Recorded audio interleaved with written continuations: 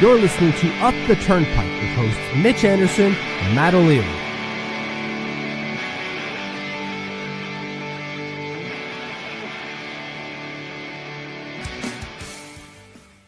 Hello and welcome into Up the Turnpike. What is going on? Matt O'Leary alongside Mitch Anderson, as we just heard from the new New York Islanders GM, Mathieu Darche. We're going to break down his press conference. We'll play a couple clips, go through some important comments. But Mitch, wanted to kind of start here.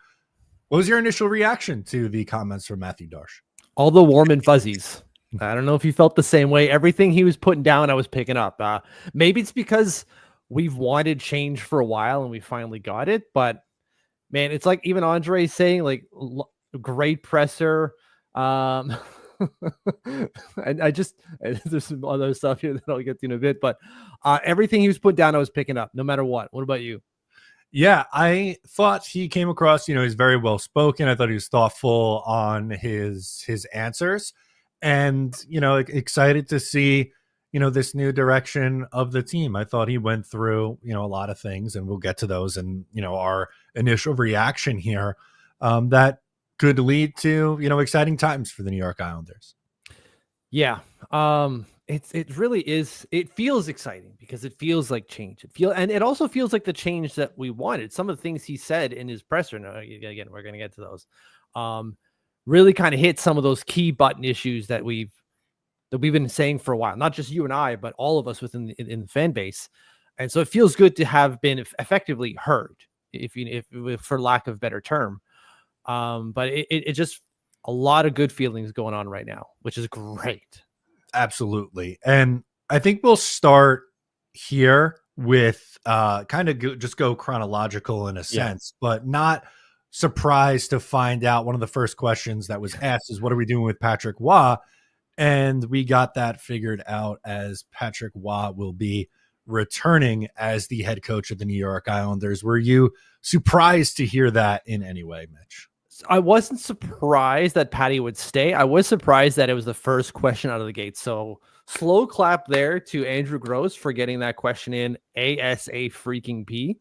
I didn't think that this presser would have much of consequence, right? He's been in the job for 45 seconds. He doesn't know where the bathrooms are, as he said. I didn't think that we'd get anything of consequence, especially when it comes to people's jobs. Injury reports, even like a specific injury report. I didn't think that we'd get that, but we got it right out of the gate. Patty stays, and he's going to get his own assistant coaches. Yeah, that was the next thing too. So the Lou guys will not be staying. John McLean, Tommy Albaline out, which means that Patrick Roy and Mathieu Darche too, to an extent, will go through and fill out their own assistant coaches, which needed to happen, especially after the special team season the Islanders had. Yeah, you bring in a guy like Tommy Ablin and to fix the penalty kill, and it doesn't get fixed; it gets worse. And you're like, what? No, come on now. We can't go into the next season having these same people in place. There is something to be said about Patty having like that long-term extension, if you will. But clearly that was not an issue to ownership or to Mathieu Darche just being like, no, we talked, we spoke. I liked what he wants to do. It kind of seems like Patty wants to do what Mathieu Darche wants to do in terms of the type of play that they're looking forward to. And so it just kind of seems like it's going to work. Yeah. So let's do that before I get into our first clip that I wanted to show. But you mentioned it, like the play style. That was one of the things that they talked about. And he mentioned playing fast, which is something that I think Patrick Roy has tried to do. Yeah. But by playing fast and being aggressive, that he wanted to put an emphasis on. That doesn't mean that we're going to forget about defense here. That's not. They're not going to be an all offensive team. They're going to play good defensively and also put pressure on you with speed. Yeah, and kind of he mentioned that even in the playoff runs, going like, the reason we won isn't just because we scored a lot of goals. We just defended better than everyone else. And that plays into speed. And you see that in some of the better teams out there, where it's like, if you can have speed in terms of forechecking and disruption, the other team can't do anything when they have the puck. And then your speed then kicks into gear offensively, and it kind of keeps going with that. So I mean, it's the right way to play in the modern era. I was going to say, it modernizes the Islanders' approach. That was my thought. And You look at teams that go far in the playoffs, and I know they can never get over the hump, but Carolina and Florida and Edmonton, and yeah, they have great scorers, but I'm going in out of order, but it's kind of just how we're talking about this. I think it kind of feeds into something else that I picked up on.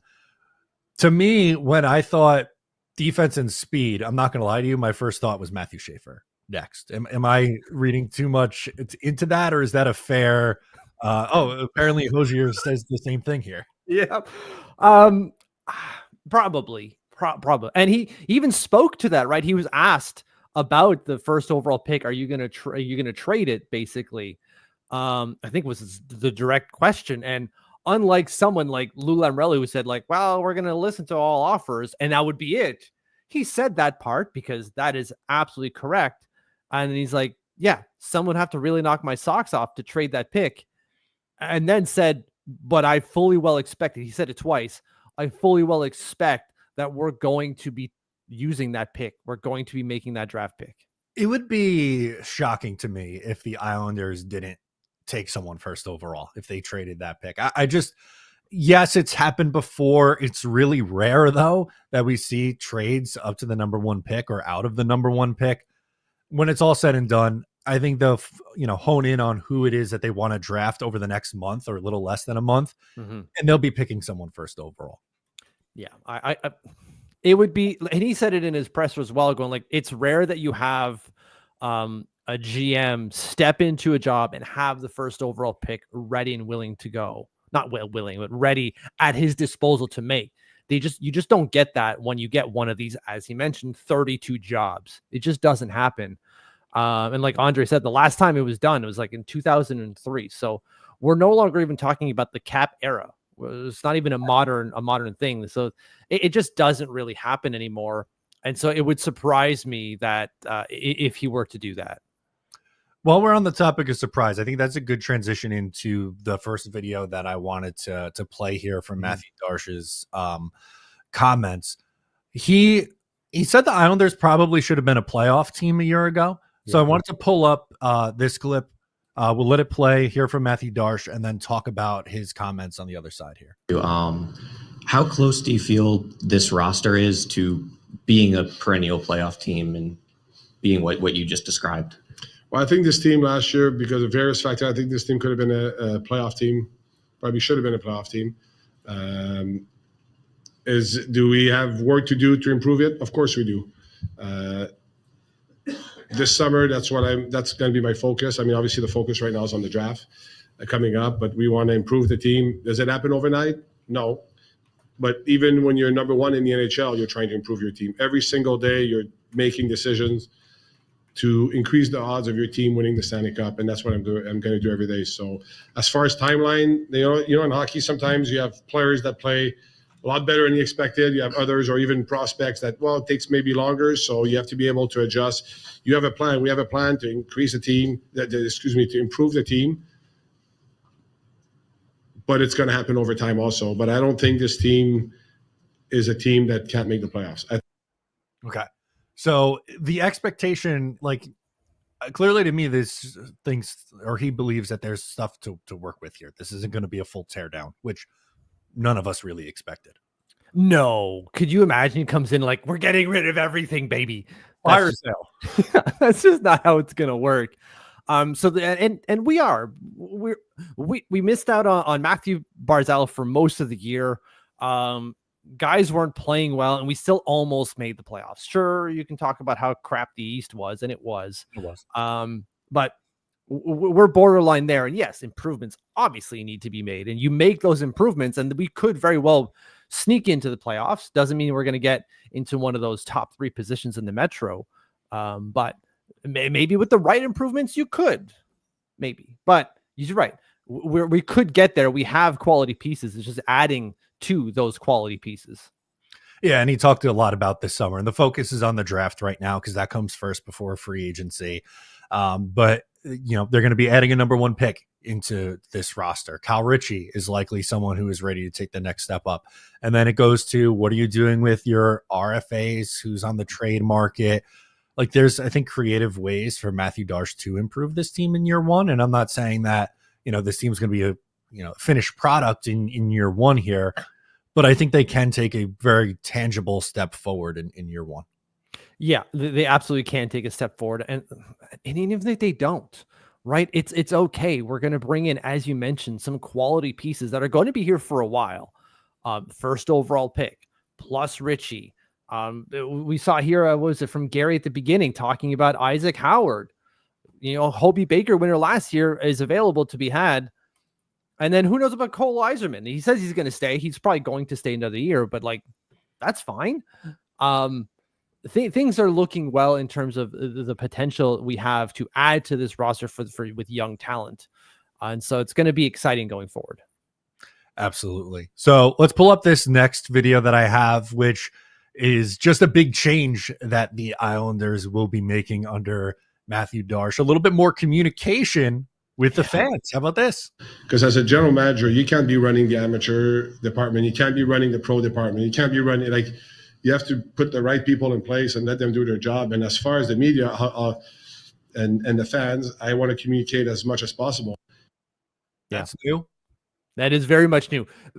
The first part of that, Lou would have done the same thing. You hire the right people, you put in position, you delegate. Yeah, Lou did that.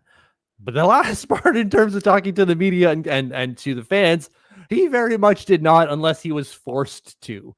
And this is very much going to be part of what Mathieu Darche is going to do going forward. And that's huge. They even mentioned it at one point later on. John Collins was talking about there's more to do in the community. From someone else, I think it was the comms guy, who was also named John, was telling him there's more that we can do in the community, which we all know. And John Collins obviously responded to that.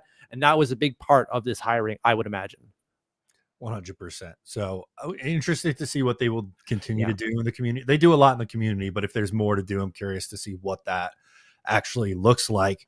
We haven't touched on this yet, but I think we should get into Bridgeport because he said that there's going to be a new coaching staff. We already talked to Rick Kowalski, but didn't really give an answer on Chris Lamoriello. So I was wondering your thoughts there.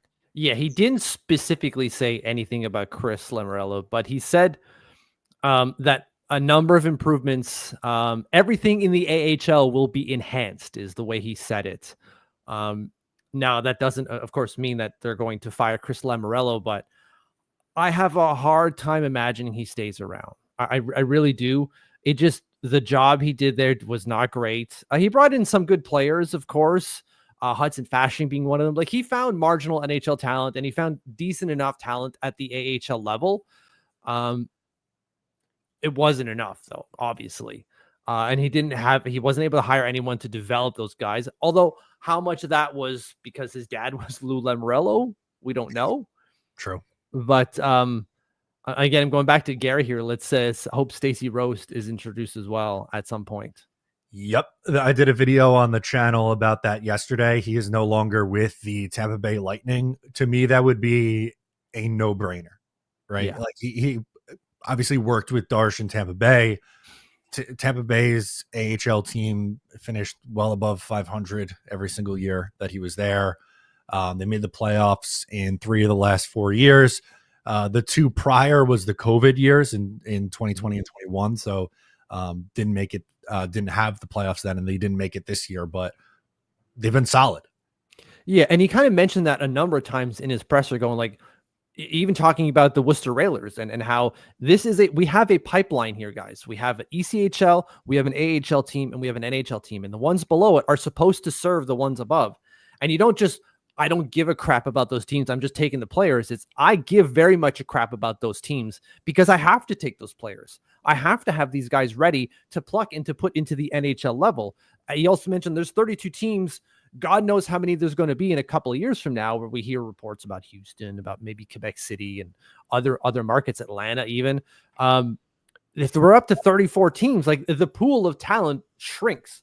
So you've got to find talent from everywhere or develop it more in-house. And so you don't do that by not giving a crap about the AHL team or the ECHL team. And so he very much wants to change that. And so it really seems like enhancements, as he mentioned, will be made at every level of the AHL and ECHL, which to me, as even Andre is saying here, I don't see any way Chris Lamoriello will be back. It just doesn't make sense. No, it definitely doesn't make sense. And here's a good quote that I want to pull up from Darche. It says, "The AHL will be a focus for me. I believe in developing a winning environment. Your players have to be ready." Yeah. Yeah. And like Lou shares that last sentence, right? Lou has always said your players have to be ready, but he's never framed it in a way of that first sentence of building them up. They're just kind of putting it on them. They just have to be ready. Cool. What did you do to make them ready? Yeah. What exactly? How did you help them get to that point? Exactly. Right. So to me, like it doesn't make sense that Chris would be around, and we see like Matthew saying Chris is going to be gone. James is like, if he's still around, that's kind of going to be a red flag. Hard to disagree. But yeah, it seems that a lot of focus is going to be made on the AHL team, which again is fantastic. Yeah, you mentioned before, changing gears a little bit, that we got an injury update even. Yeah. So pretty transparent on Bo Horvat. Ankle injury is going to be out 4 to 6 weeks. So that's putting you at June, end of June, July, which is more than enough time for him to, rehab and get back for the beginning of next year. But nice to have that transparency, right? Yeah, man. Of course, like you're not going to get that in the playoffs when it comes to Mathieu Darche, because you don't want to tell the other team where your guys are hurt type of thing, which maybe that changes. It really seems like a dumb thing, but that's an NHL thing. But you're right. We don't usually get specific, and maybe that changes going forward. Maybe ownership is like, don't tell them where he's hurt type of thing. Although I don't see why ownership would care, but someone might tell him that. But to be specific, it's a specific ankle injury, and he came right out of it. He didn't have to think about it or deliberate. It was ankle injury, 4 to 6 weeks. He's already been rehab. We're fine. There's just the honesty and the conviction of what he was saying was just kind of like, all right, deal. I'm down. Bo's going to be perfect 100% tomorrow. He's all the way back in, baby. Yeah. It was refreshing to hear, and very much not Lou Lamoriello. No. Very, very not Lou Lamoriello, like, who apparently was at Mathieu Darche's press conference, but not visible to the media. Okay. I just saw that come across on Twitter for what that's worth. Just hanging around in the shadows. I did find it not odd, but interesting that they didn't mention Lou once, like no thanks to Lou type of thing. Am I just being a dink about that? I think I might be. Yeah, I don't know if that's really the time to do it. Right? You kind of, I think it should really be all about Darche, and they already had like the press release and social media, like, thank you for your time, Lou Lamoriello. So I think they're good on that, honestly. Okay, so it's me being a dink. That's fair. There was one more thing that he brought up when it comes to prospects, because Stefan asked him specifically, are you going to basically bring back the post-draft development camps? Oh, good one. Because we hadn't had those in forever. We just had to wait till like the pre-camp type of thing. But we're going to get those. So after the draft, we're going to see whoever we draft right away, the blue and orange scrimmage basically that we used to have. I missed that. I'm going to be back. I went to a few of those in the early to mid 2010s, and then they went away the last 7 years. So that is something that I would like to go back to attend. I think it's fun to see those guys out there. Yeah, and it get like he was mentioning, Mathieu Darche was mentioning how it's important for those kids coming in, like they get a pace of things in terms of what they expect or what the organization expects from them, and the organization gets a really good look at them because they're going to have the combine in a week. They're going to have all the video to watch as well, but it's not the same as where are they right now, post draft, of course. But where are they now to get an assessment of like, well, how close or far away are they with various skills? That's going to be clutch. We got a great quote, I thought, from Thomas Hickey on this exact thing. Okay. So he reacted and said, in my opinion, incredibly important to bring prospects together as much as possible to teach in a non-game setting. This is great. Yeah, it's such a no-brainer. You could still do the pre-camp with the rookies. Do that. Why not look at them right away? You want to bring them into the fold, right? We're talking about community work. Well, there's something about community work within your prospects. If you're like, we picked you, now GTFO, we'll see you in a couple of months, maybe. I don't know. If I was picked by the Islanders and they're like, go away while other teams are having, scrimmages, I'd kind of feel like, wow, do they really care about me? Yeah, it's something that I didn't really like that the last regime did. I didn't think it made a lot of sense. No, especially when it comes to like the later round picks. We all know that they care about their first rounders and their second rounders, sure, and their thirds maybe. And they ultimately care about all of them. But when you're a sixth rounder and you get to be brought in and you're playing in a new practice facility, an NHL practice facility, like now shit becomes real. Now you really kind of step up and you're like, the badge here really means a whole heck of a lot. 100%. 100%. So anything else from today's press conference that really stood out to you and got you excited here? I liked how John Collins got a really big applause right away. They introduced him first so he could introduce Mathieu Darche, and big applause for him, which I thought was, I don't know, maybe a shot at Lou, but again, that could be me being a dink. Like everyone was glad John Collins made this decision effectively and hired the right person. Yeah, and Patrick Waugh remaining as a head coach also got a big applause too. So yes, that's another thing.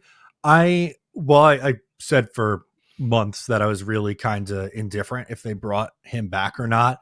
I will say that I am excited to see what he can do, like building his own staff and stuff. That does add an extra element to this. Yeah, and how that relates to the team, like the philosophy of this team, because it really seems like Patty wants to play that faster approach. What is that going to mean when his GM wants to play the same way? Yeah. So they're on the same page, it seems like. And the next few weeks are going to be really interesting, Mitch. You have the draft at the end of June, and it just flows right after that. They're going to have to make their decisions on RFAs, UFAs, and then right into free agency. Yeah, I like what Andre's saying there. He's absolutely right. Then, yeah, Mathieu Darche even kind of made the same case. Like, it's just going to start flying here. Combine in a week. And then from there, it's all the draft meetings. Talking to agents. He's already talked to a lot of them for the free agents, the UFAs and the RFAs. So a lot of work left. He's not going to have a calm summer at all. This is going to be a working summer. It's going to be busy for him. So, guys, just wanted to come on here quick and give our initial thoughts to Mathieu Darche. Let us know down below in the comments what you thought of the press conference. Going to plug it because we're doing an episode later tonight. We have a Patreon, patreon.com/uptheturnpike.